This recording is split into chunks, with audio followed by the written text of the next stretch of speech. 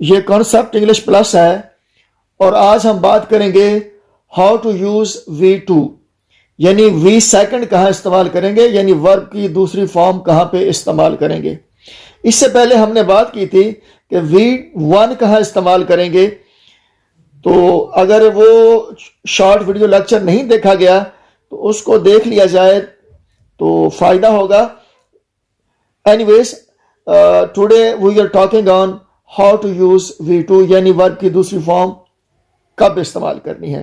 तो पहले हमने अपनी आसानी के लिए वर्ब्स को मुख्तलिफ कैटेगरीज में डिवाइड किया था, यानी V1 वर्ब की पहली फॉर्म जिसे प्रेजेंट फॉर्म कहते हैं टेक्निकली, और V2 यानी वर्ब की दूसरी फॉर्म जिसे पास्ट फॉर्म कहते हैं टेक्निकली, और V3 वर्ब की तीसरी फॉर्म जिसे पास्ट पार्टिसिपल कहते हैं टेक्निकली, एंड V4 यानी वर्ब की चौथी फॉर्म जिसे प्रेजेंट पार्टिसिपल कहते हैं, जेरेंट भी कहते हैं, और V5 यानी वर्ब की पांचवी फॉर्म जिसे हमने इन्फिनेटिव से शो किया था, यानी उसको हम इन्फिनेटिव कहेंगे।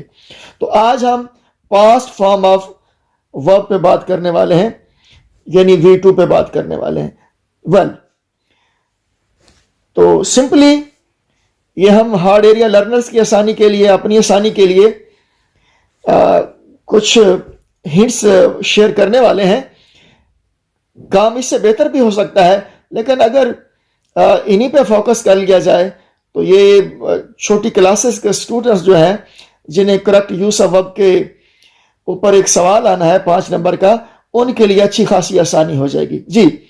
तो अगर किसी जुमले में लास्ट, जैसे last month, last day, last year, या फिर यस्टरडे, या फिर अगो, यानी लास्ट, यस्टरडे और अगो, अगर ये 3 वाले एडवर्ब्स, ये 3 वाले अल्फाज अगर किसी जुमले में आ जाएंगे तो हम वर्ब की दूसरी फॉर्म इस्तेमाल करेंगे, यानी V2 इस्तेमाल करेंगे। आइए एग्जांपल से इसको क्लैरिफाई करने की कोशिश करते हैं। सपोज के सेंटेंस है, रिफी विजिटेड अस लास्ट डे, या रिफी विजिटेड अस लास्ट मंथ, या फिर रिफी विजिटेड अस लास्ट ईयर। तो ये लास्ट के हवाले से हम देख रहे हैं कि जहां भी वर्ड लास्ट आ रहा है, जैसे लास्ट मंथ है, लास्ट डे है, लास्ट ईयर है, तो हम V2 इस्तेमाल कर रहे हैं, यानी वर्ब की दूसरी फॉर्म इस्तेमाल कर रहे हैं।